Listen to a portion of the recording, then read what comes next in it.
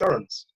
And in my time there, I did quite a number of projects from finance and risk systems and transformation projects to regulatory ones, like the anti-money laundering change projects, bank mergers, type of project, quite very serious, projects. And it was quite good because apart from the fact that the money was good, but the exposure was also excellent. I do remember being in quite a number of meetings from time to time when I looked in the room and I didn't see anyone that looked like myself. And I used to wonder, so where's everyone else, And but I just, I thank God because it was a very good exposure that I had working as a contractor. However, as with everything, you get to a point in life where you have to ask yourself a question: do I want to carry on doing what I'm doing, or do I want to move on to something else? And I mean, that might be more beneficial. So it all happened that around the March last year, 2019, I finished my last contract, and I said, okay, in order for me to have more time for ministry, because it's not easy being a pastor, a husband, a father, doing so many things. I've got my hands in a lot of pies. And so I just decided, you know what, in order to have more time for the things I love to do, then I want it to be good to go into business. So I ventured into business. And then today, by the grace of God, I'm director for Bloompage Consulting. Bloompage Consulting is a firm that provides consultancy services into different sectors. But we also have an arm of the business that is focused on healthcare. And I'll be talking about my experience, on setting up the healthcare business and the challenges I faced and how I managed the rejections that came my way. So it was quite an exciting thing to start up this business. I did everything everything I needed to do, make sure I had a business plan in place, made sure I understood the market that I was going into, did all my market research, and made sure that I was ready to go. I did even go for trainings. I spent about 18 months, making sure I got very well trained up on not just knowing how to set up a healthcare business and run it, but also how to also understand what goes in depth in the business. So I did all of that, and then set up things like my very knockout website. Got all my marketing materials in place, like my folders, my letterheads, my business card. Got everything. I had very good team helping me set this up. And then I said, yeah, this is great. Now I'm ready to go. I'm just going to go into the markets that I've identified, my target markets, and I will do well. So I decided to start with London, because London is a land of opportunity, like a lot of people say, just like New York. So London is a great place. There's lots of opportunities here. And I said, okay, I'm going to start looking for contracts in the healthcare sector here in London, and hopefully, as I begin to land this contract, things would look nice and rosy. So I started going writing to quite a number of healthcare organizations. I did also, with every email I sent out, I had follow-up calls and hoping to get appointments. I got some appointments. For some of them I didn't get, but I was dogged. I was ready to do everything possible to make sure I could break into the London healthcare market. But one thing that hit me so hard was the number of rejections I faced. I would get in my car, drive up to some of the organizations, introduce myself. I had already printed marketing materials. I had my nice looking pens. I had my my business notepads or notebooks, very nice ones. And Bishop Faber's seen one of them. And I would go into these places and I would hand them to the receptionist, introduce myself, very well dressed and everything. And I was thinking, I've prayed. I'm going to have my audience access in all places. But it turned out that I was facing rejection after rejection. At a point of time, I think I was counting how many rejections I faced. I think there were over 40 rejections. And for someone who's just started out in business, it can be very discouraging and disheartening, especially when you take those rejections, when you take them personal. And that was one of the things I learned, that even when you face rejections in business, never take them personal. It's business. Just move on and look for something else, look for another place, because there's always another opportunity down the road. So that was the approach I took. I told myself I wasn't going to just get stuck with a particular healthcare organization. If I wasn't getting the access I desired, I would just move on. And so I tried. This was like many months, yet I was not having the breakthrough that I seriously desired. And then I even signed up to a healthcare consortium, and they had all these nice promises. If you sign up to us, you have access to quite a number of healthcare homes across the United Kingdom, so not just England. And I said, oh, great, why not? Fantastic. I remember signing up and paying some hundreds of pounds for my first year subscription. I remember paying for other subscriptions just to make sure that I gave myself a very good head start. I got their contract, but some months down, some weeks, from the day I got my contracts, I wasn't seeing enough business. So I challenged them to say, hey, you told me if I signed up with you, I would get the businesses or the jobs I was looking for. But they're not coming through. And they said, well, it's just the nature of the business. You just have to wait. And it was quite funny because maybe I should just explain how they worked. They would page job openings or where healthcare workers were needed, and then all the agencies that were on their panel will then bid and kind of bid for those slots. And again, the rejections began to come through, on the systems. I would put forward, my staff that I'd, spent, a lot of money recruiting and putting in place, but I was still getting rejections. And I was wondering, what on earth is going on here? Why am I getting all these, lots of rejections? So I decided to go and find out for myself. So I remember targeting one of the cities where that had a number of healthcare organizations that was part of this consortium. And I said, yeah, I'm going to go there. And then this place is Bristol in England. So I jumped in my BMW one early morning, very, very early in the morning, about 5 a.m. in the morning, kissed my wife goodbye and jumped in the car and off I went. I drove down to Bristol. It took me about 3 hours or so to get there. And before 9 o'clock, I was already in Bristol and I was ready. So I started going from, office to office, very early in the morning, just knocking in the doors and say, hey, I sent you an email. I'm just here, as follow up. I know I don't have an appointment, but I'm quite ready. I'm keen to get onto working with the organization. I've got staff ready. I'm just calling out all my credentials. And although I was sounding very good to myself, the thing I didn't realize was that these guys already had established relationships with agencies that they were working with for years and years and years. And I don't know, it's possible that they were receiving some form of thank yous from these agencies, possibly, over the years. So it was gonna be difficult for them to accept a new agency entrant into their fold. And so again, I was getting all the rejections, even though they were saying, "Oh, no problem, you'll be fine, you'll be fine. Just you have to be in it to win it. So just persevere, you'll be fine. We will get to you." But it wasn't happening the way I wanted. So at the height of all the rejections, I was feeling really bad. I'm sure some people would have really felt very, very depressed. And this was something you had invested, countless nights setting up the business, making sure that you had dotted your I's and crossed your T's.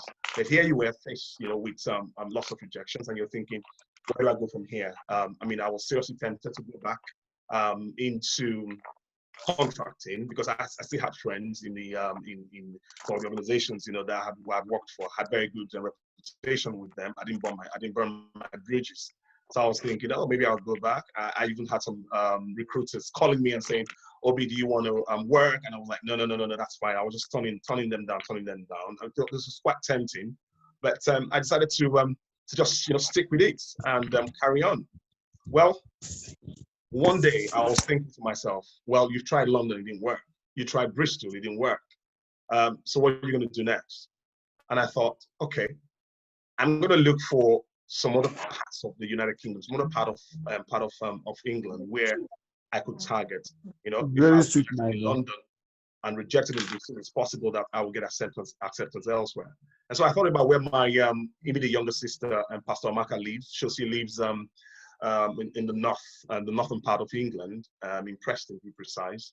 And I said, yeah, I'm going to give her a call and find out from her, you know, what opportunities are there, because she'd worked in the healthcare sector in the past. So I picked up the phone to call her, started talking, and she was like, oh, yeah, I was even going to call you and to say, since you're not getting any joy from London, why not try the north of England and see if you can, if you get accepted there? And so I said, yeah, no problem, I'll do that. So she gave me a couple of names of organizations, so I had to dig up their contacts myself.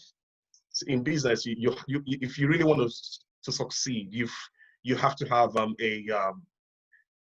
very tough skin that can, you know, weather storms. You have to be ready to keep going even when things are very hard and difficult. So I said, well, no problem. I'm going to come down to north of England and see what I can find there. So I remember on this particular day, I got ready, you know, all set, my suits, everything ready.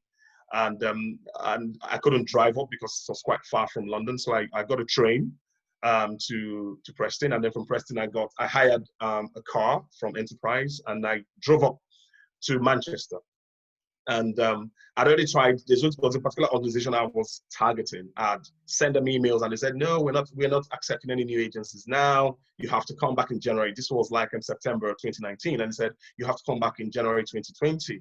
Thank God I didn't listen to that, because this whole COVID-19 thing would have just scattered everything. So I was like, okay, you know what, just give me the name of someone. I need to be able to talk to someone. And the lady said, that's fine, here you go. You can talk to him. And so I called the guy, he wasn't picking up. He was one of the very senior managers in the company. He manages onboarding of agencies. He wasn't picking. So I said, you know what, I'm just gonna go to the office and introduce myself. So I got this hire car and I drove up to their office, walked up to the reception. Again, I had all my marketing materials, my nice notepad that I was giving away, and my nice pens. And I spoke to the ladies at the reception, introduced myself, and told them what I was there for. And I gave them those giveaway notepads and pens. And they're like, oh, thank you very much. I said, you know what? I'm here to see Alex, but I'm sure I can't see him because he's a very busy person. And I said, you know what, Obi, don't worry. We're going to make sure that Alex gets your letters. And I said, no problem, thank you. So that was it. I mean, that meeting, that engagement didn't last more than, you know, probably 10 minutes. And so I got back in my car, in the rented car, and drove up to some other organizations because I was really desperate. I said, I'm going to nail these things. I'm going to get it. Now, the beautiful thing was, as I was driving back to Preston to the Manchester area where I drove up to was about an hour. So I was using my mobile phone I was using the sat nav on my mobile phone to make my way back to Preston. On my way back, because I was using my mobile phone as my sat nav, I could see mails dropping in. In less than an hour, I started seeing emails dropping in, and I could see that it was from this organization that I had just visited. And when I got to Preston and I got the opportunity to look at my phone in detail, I opened my phone and I saw, you know, beautiful email from the Alex guy that I couldn't see. And he said, hi, Obi, I got your package, and I like your proposal and the areas you say you can supply us and stuff. You know what? Here's our terms of business. Can you have a look at it? And if you're happy with it, sign it, and we're good to go. That was it. In less than an hour, that breakthrough came in, and within 3 days, I had signed a contract with them. And in a number of months, I was, I was busy, really busy, had, quite a number of staff, working for me. And then there were some jobs that were coming through that I didn't have enough staff for. I had to return them. So I was really grateful to God that eventually I was able to break through all those rejection barriers.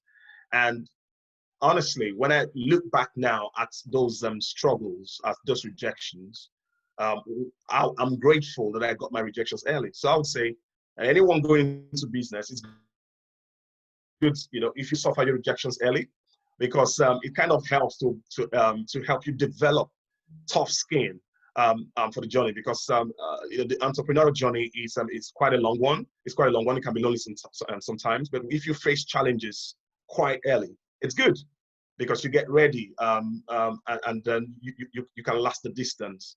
So like I said, I managed the rejections, and here I am today. I'm grateful to God for where Bloompage is, and for where God is taking this particular business, and the lessons I have learned from my experience of setting up Bloompage. I am now transferring those lessons to other business endeavors that I've got my hands in. I'm into e-commerce, I'm into international development, and I'm also into construction, at the same time. But that lesson that I learned from my very first business that I started, knowing how to manage rejections, I have been able to bring it on board to all these other business interests. And yeah, glory to God, for where I am. So that's just my short story. And one thing I would leave with us before I allow for questions is this: don't die looking for fish in a pond. If the fish does not come to your hook, go elsewhere, because there will definitely be another pond not too far from the pond where you got no joy, with lots of fishes waiting for you to drop your hook in the water. That's what I would drop with. That's the, an advice I would give to us. And then now I would I'll be quiet and take questions. Well, no, thank you very much for sharing. I want to come back and actually let's delve into this topic really hard. I've got quite a few people that I invited tonight, and they all came in tonight, and some of them here have similar things that we've dealt with at different points. So what I want to talk about, I want to deal with is there are two principles I want us to talk a little bit more about tonight. I think that will help some of us listening. The first principle is the principle of pursuit after a rejection. Okay, and the second principle I want to talk about is the principle of blue oceans versus red oceans. Now, both of those are kind of similar. Yeah, you know the topic very, very well, as we talked about before. Both are very similar. But what I want to really delve into is the topic of pursuit. That first part. When really you've been rejected, or let's say I've got some people on this call right now who've pursued one business for a long time, and they've worked hard, they pursued it, and then they get to a point where the person says, okay, well, we don't really want any more, or we change our mind, or we do this, or we have different things. So how do we deal with that part? And how do we really come back to that pursuit? Everything's tied together, blue oceans, red oceans. We'll come back and talk about that in a minute. But talk to us about that first part for a minute. The issue of pursuit, needing to pursue something diligently till you get to the point where it actually turns over. Because many times we're going to hit a brick wall. We're going to hit several brick walls. And you hit at least 4, 5, 6. How do you deal with that? And what kind of advice will you give to us tonight? Okay, I would say, first of all, in my opinion, it's good to build a very strong home base. Let me put it that way. Build a very strong home base. Home base, my home. I mean, I'm so happy. I'm blessed with the wife and that I'm blessed with, and the sons I have. They are my source of encouragement every day. So when you're faced with rejections, and it looks like you are hitting brick wall after brick wall after brick wall, there has to be something or people that you can look back at.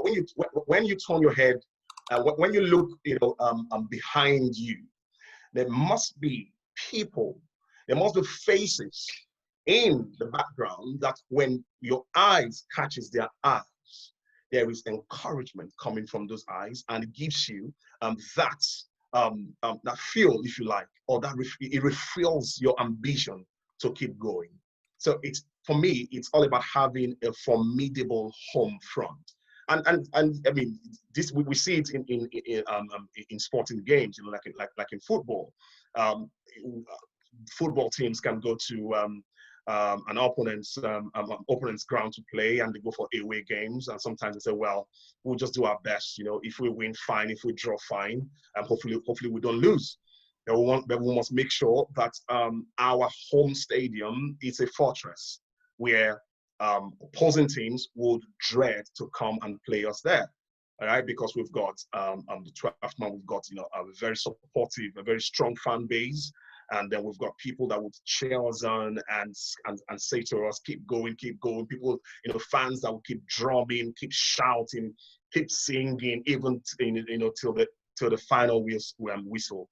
So again, having a support network around you matters a lot. And that, for me, that was what really helped me.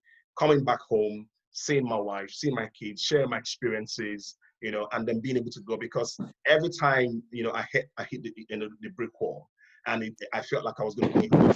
I reminded myself that I was doing this for them. And so if you have something to look forward to, it's going to be difficult, you know, for you to actually just give up and say, oh, no, I'm going to do it. So if you give up, so what happens next? What are you going to go back to? So yeah, I mean, having that strong home base, you know, was my strength. I'll put it that way. And for some people, it could be other things. You know, rejection can be very painful, and sometimes it could even lead to depression if it's not well managed. I hope that helps. I think it does. You know, one thing that I'm catching from that is something that I share all the time with our friends. You know, you just talk about make sure you have a strong home base. And yes. The point you're trying to make, because some people here may not be married, so they say, well, I have a wife to go to. But I think the point you're trying to make is have someone or have something, have some people that you can say, these are the people that give me support, give me energy. Absolutely, that's true. And I want to add to that, and we'll come back to the next point, is I want to add to that about having a strong why. Now, the why is the reason why you're doing what you're doing. The why is the purpose behind it. And you made a comment just now and said, okay, you reminded yourself that these are the people you're doing it for. This is the reason why you're doing it. I love that. I share a story all the time about my friend, Pastor Julian Kula. We get tired of hearing it, but he talked about how when he started his first business, he lost his business, out of his house. He lost everything really in that business. And so as he was being evicted from his house, from his home, after losing the first business, he looked in the rearview mirror and he saw his wife and his little son in the rearview mirror. And as he was watching them, he just told himself, okay, this will never happen to us again. I will never lose my business again. Now that became his why. So he began a new business.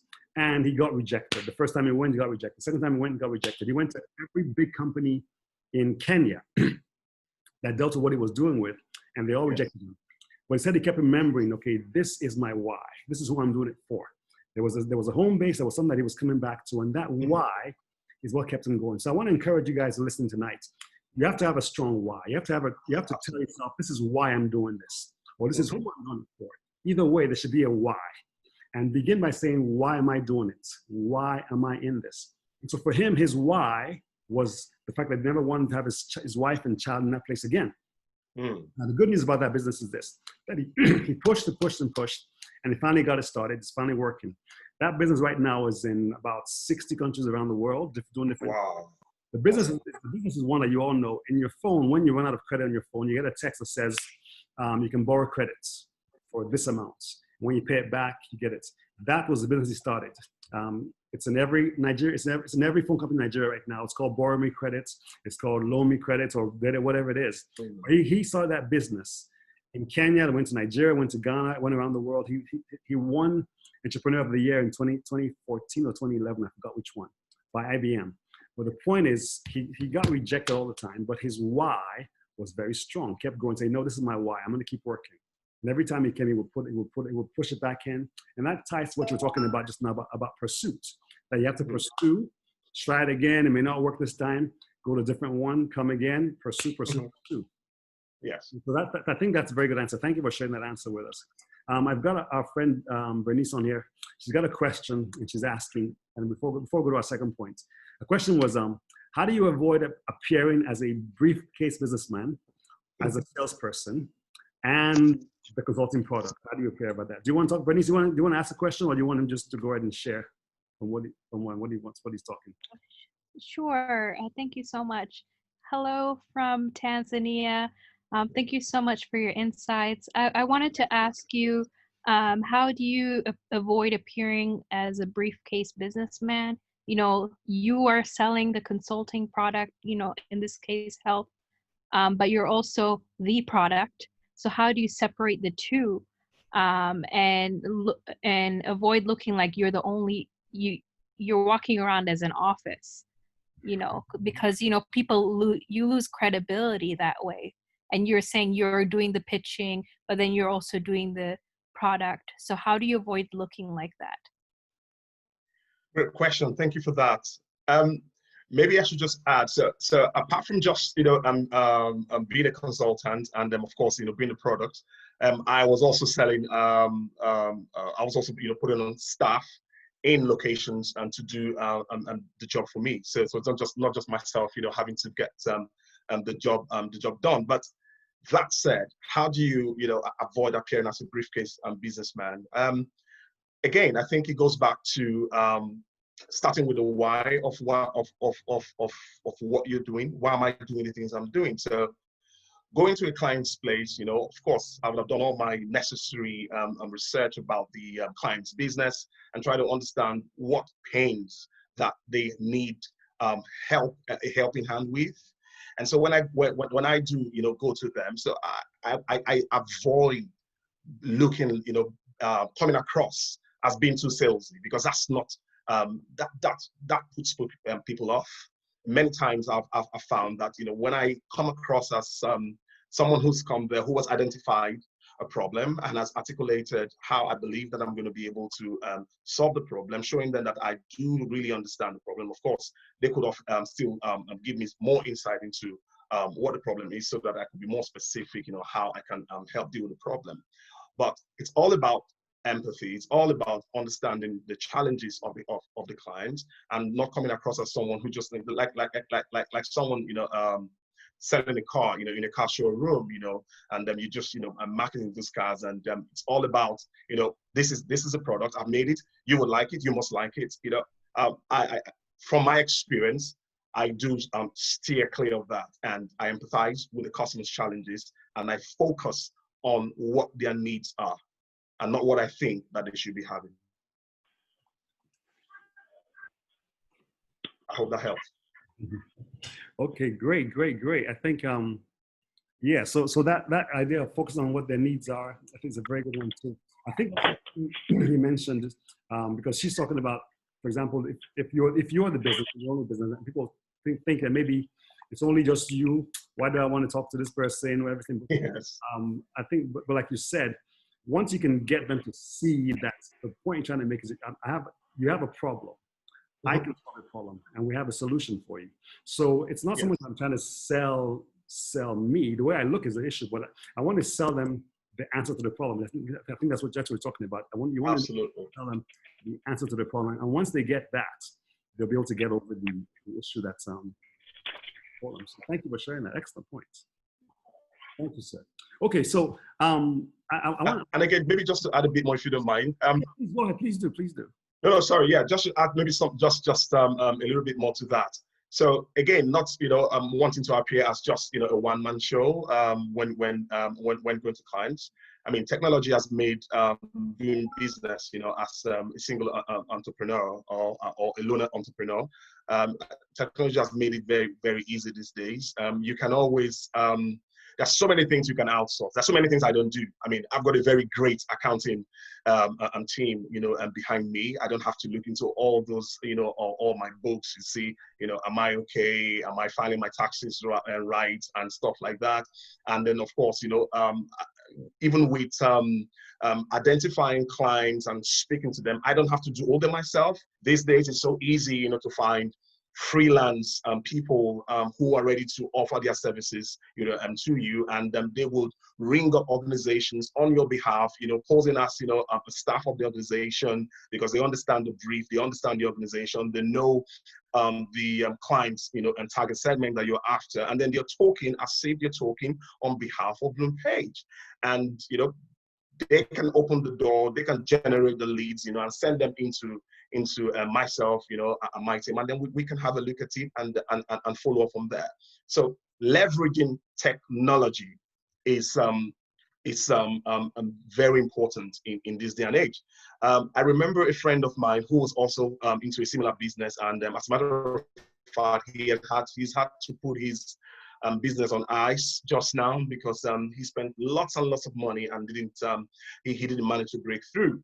One of the things one of the challenges he was facing at the time, in fact, there was this day he was on the phone to me. This is a business guy. He was, near tears. Actually, he was near tears, and talking to me because of all the monies he has spent, and he was not breaking through. And I was asking him, what's the problem? What's the challenge? What is? He said, well, I'm having to do a lot of admin, and the admin is not giving me enough time to actually go out there and prospect for clients, and it's hurting the business. And I asked him, so what are your processes like? And when he told me his processes, for example, his payroll processes, I said, no, you can't be doing that in this day and age. I mean, your processes sound to me like they are very manual and semi-manual, at best. You have to leverage technology. There are so many things you don't have to do, on your own. There's some things you can outsource to outsourcing companies, and they won't cost you a fortune. And he was so happy, with that conversation we had. And fast forward, a month later, he was thanking me so much because the advice I gave him, he took it on board, was able to leverage technology, and he now had, so much time for his business. Unfortunately, he was doing those things quite late in his difficult experience. So, even though he managed to get more time for his business, he couldn't take it further than where he got to, and so he had to put it on ice. But honestly, leveraging technology is very critical if you must succeed as an entrepreneur in today's world.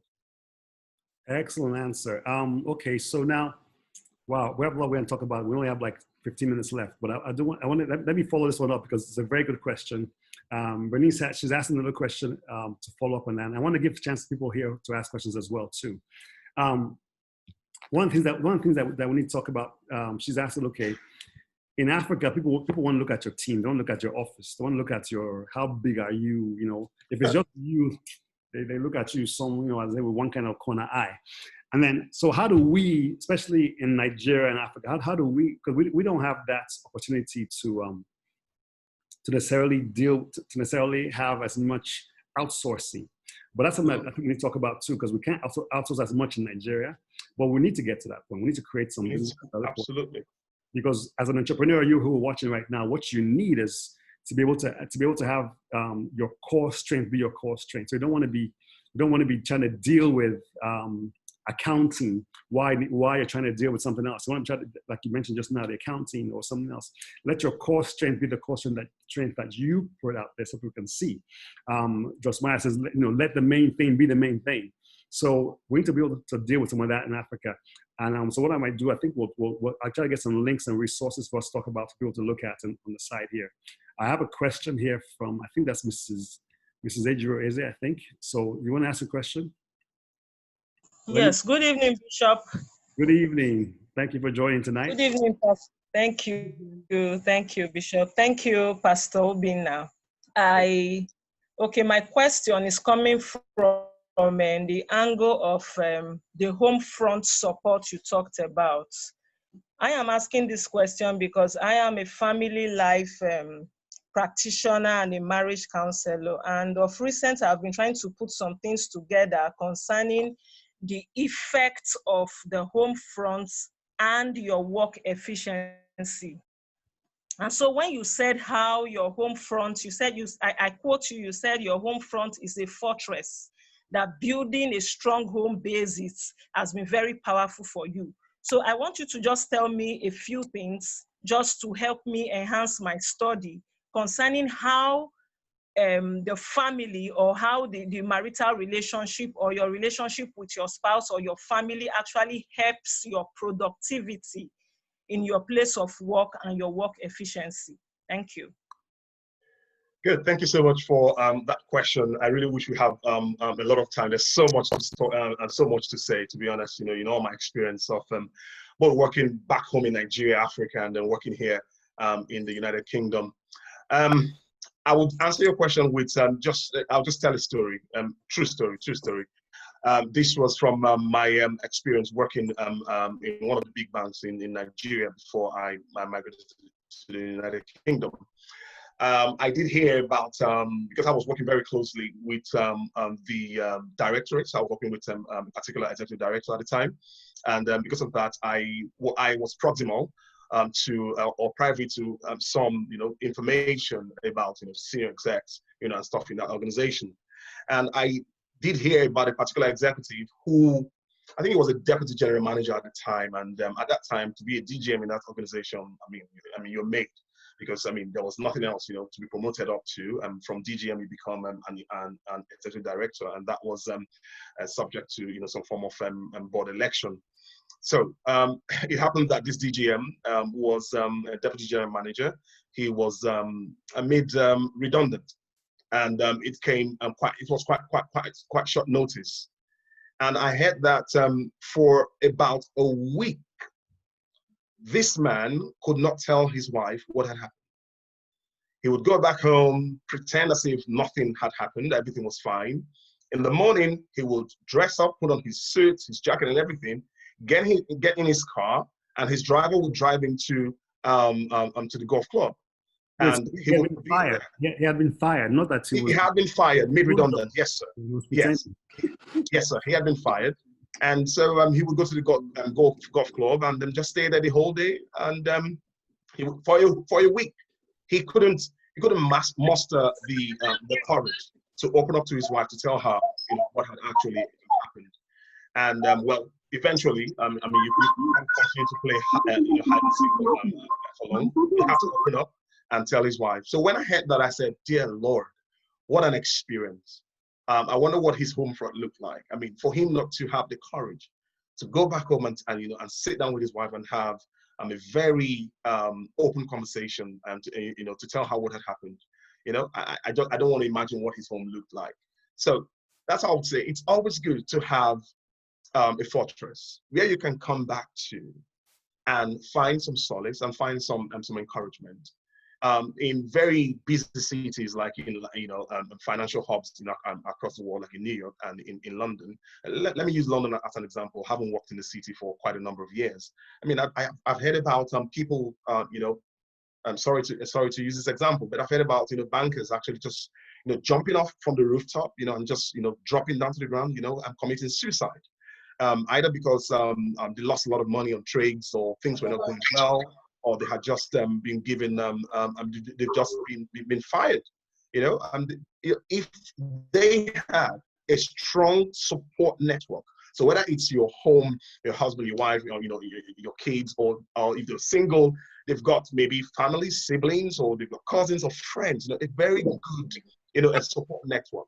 They would have somewhere to go back to, somewhere where they would not be ashamed, to be vulnerable, and they would have received the counseling and the support they need. So I know we don't have much time, but just to mention, you can't talk to. I mean, having a strong home front, it's very vital and for survival in business, in my opinion. Thank you, sir. Thank you. Thank you. All right.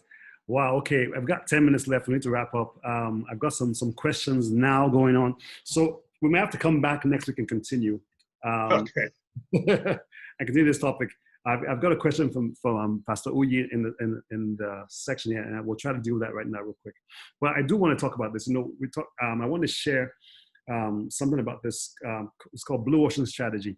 And you alluded to it just now. When you were talking just now about don't die looking for fish in a pond when there are other ponds around. And that's almost what Blue Ocean Strategy talks about. So when you have rejection in one area, there are places to look at it that you can look for. That's what you're going to talk about. I think we have to come back next week and share along those lines. And then we'll talk and deal with the subject of blue ocean strategy. I'll give you guys a link before we close tonight to talk about what that is. But blue ocean strategy talks about the fact that when you go into a place and there are lots of people fighting for the same business, imagine that being like an ocean where you have lots of sharks and they're all fighting for the same fish. What happens then pretty much is that very, very soon the water turns red because there's lots of blood in the water and everyone's fighting for the same business. What you need to do then, instead of trying to fight for that same business and entering into the red ocean, go and look for a blue ocean. And the blue ocean says, how do you find a different part of the business? How do you find a way to innovate? And there's so much to deal with that on that one. We'll talk about that next week because there's no time to do that this week. But next week, please come back and join us. We'll talk about that. Let me give you the question that's here so we can talk about that here, okay? Pastor Uyi is a good friend of ours. He's online as well. He's talked on this topic, this platform before. But he wants to talk, can you talk about a little bit about having some basic knowledge about critical areas of your business? Which ones should you keep to yourself? Which ones should you outsource? You mentioned that a little bit just now. So which ones should you keep to yourself? Which ones should you outsource? And how important is it to have a basic grasp or understanding of the technology which you're going to use to scale your business? These are very good questions. I'm thinking we might talk about these ones next week as well, too. Yeah. But share us for the next just 2-3 minutes so we can wrap up before 8 o'clock. Yeah, I'll just quickly answer in a minute, to be honest. I don't know how many other questions you've got there, Bishop. Just to answer quickly. Like Bishop said that Just Mayor, Bishop quoted Just Mayor, and she said, let the main thing be the main thing. Every business has its main thing. If you've got, like, for example, a recruitment business, recruitment is the main business. Accounting is not the business. Tidying up the books and looking after them is not the business. Making sure that doing admin, for example, it's not the business. So there are non-core aspects. So you have to look at the business and determine what aspect of the business is core and what aspect is non-core. And so all the non-core aspects of the business, you can easily outsource them, and you have peace of mind to focus on the main thing. The main thing, the thing that actually generates the money, that brings in the dollars, that brings in the pounds, that brings in the naira for you, are the things you must be focusing on. Because if they go wrong, they could bring the business down. So you can focus on it and then let other people handle the non-core. So that's my answer to the first aspect of your question. The other aspect is how important is this to have a basic understanding of the technology that you would be leveraging. Absolutely, you've got to understand technologies that you be leveraging. My accountant, for example, when he set me up, he said, in order to make it easy for me to do your bookkeeping, I need you to be able to sign up to there's this app, and they provide that they help with bookkeeping. So it's like an app that kind of like it's a go between the business and the accounting firm. So everything I'm doing, in raising invoices, for example, and all this kind of stuff, they do feed into this particular app. And doing the books at the end of the year or the quarter, or filing tax returns and all this stuff, it makes it very easy for him. Now, he told me, he said, if I have to do everything for you, I would have to charge you X amount of money. However, if you can do some aspect of the work, so I don't have to do everything, then your cost is going to come down, I think, by about 30%. And I thought, for goodness sake, that's a no-brainer. I have to understand how this app works and use it.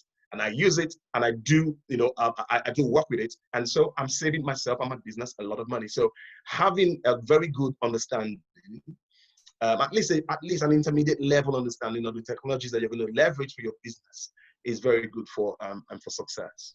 That's my answer. Okay, excellent one. Thank you so much, Pastor.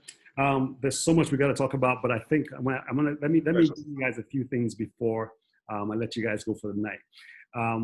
Couple of things that I want to share with you. One question here, someone's talking about, someone's saying, many of us can't afford to outsource some things right now, or even if we can, sometimes the businesses to outsource to are not available. So what we're going to do is Come back next week. We're going to talk again next week. I'll give you guys some links. I'll give you guys some things that will help you as a business.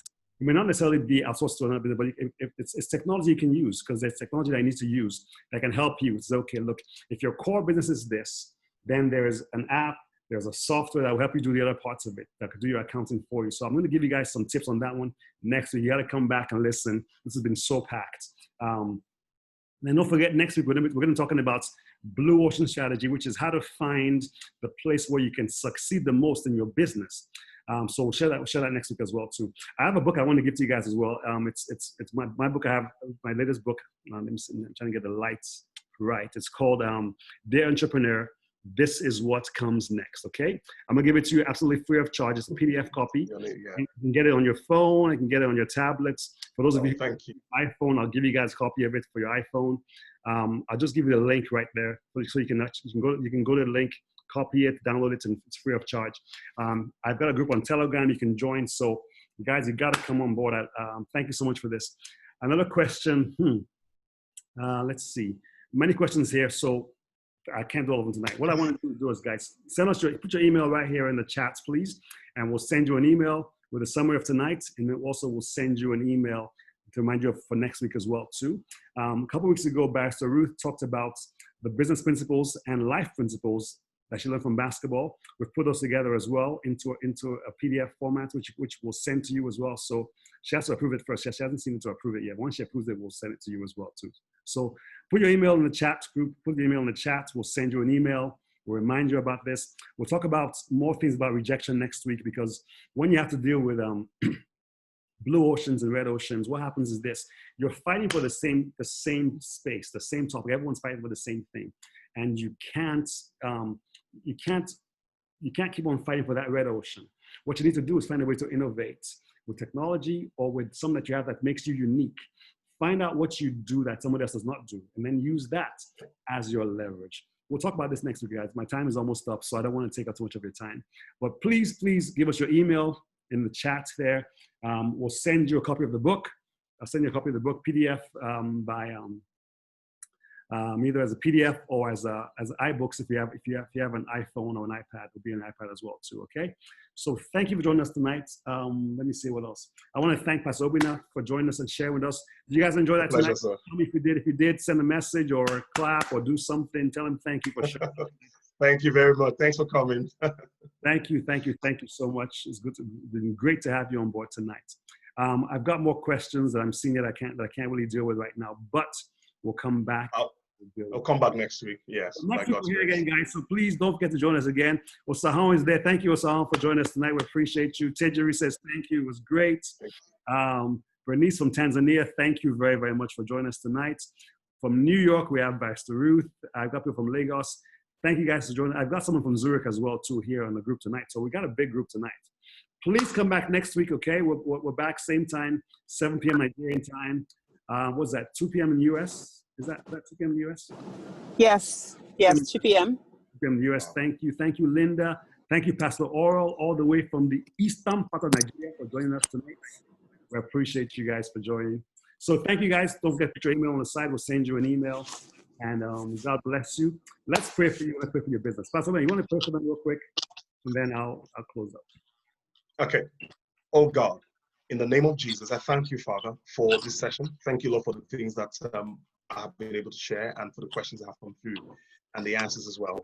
Lord, it's beautiful when we go away and we put to practice what we have learned. And on this session today, I mean, one of the things I hear in my heart is there are opportunities in Africa, opportunities in Nigeria for outsourcing. I pray, oh God, that you put wisdom and you put knowledge, you put understanding in someone's heart today to identify opportunities for outsourcing in their part of Africa and to set up something and look for people who will patronize them. And I thank you because you will bring clients their way and you will make them rich. In Jesus' name, amen. All right, thank you. Amen. Appreciate you. God bless you guys for joining us tonight. Don't forget, put your email there. If you're on Facebook, send us a message in the comments. If you're watching on YouTube, send us a message in the comments. We'll get back to you. Next week is August what, Pastor? August what's next week? Let me see my calendar. What's the date there? August the 6th. August 6th. The Okay, 6th. so you're watching this on the replay, August 6th, 7 p.m. Nigerian time, or 2 p.m. in the US. That will be 8, 9 Tanzania time. So join us again. We're going to share more things. I'm going to share with you some tips. I'll share with you some resources that you can use in technology-wise to help you outsource some of the things that you do to make a business less for you. And as Pastor Obi prayed just now, there's a business opportunity. That means somebody here can start a business for outsourcing. Let me tell you this. Glow has a call center, and they don't actually manage themselves. There's not Glow staff. There are many people in Africa and Nigeria that have call centers. Companies, they have call centers and they don't manage it themselves. So they are. And I say, well, I'm a big business. I'm a small business. I can't afford all those big things. I will give you some tips and things that will help you know what to outsource. Okay. So thank you for your time tonight. God bless you. Appreciate you. As we pray just now, may you see success in your business. And if you have been rejected or you've had a disappointment in business, don't worry about it. There are lots of blue oceans out there, lots of ponds, and we'll talk about that next week, okay? God bless you. Have a wonderful evening, and thank you for your time. Thank you. Pastor Obi, thank you again. We appreciate you. God bless you. Thank you. Pastor Obi, thank you. Pastor Obi. Thank you, Bishop. Thank you very much. Thank you. Thank you. Bye-bye.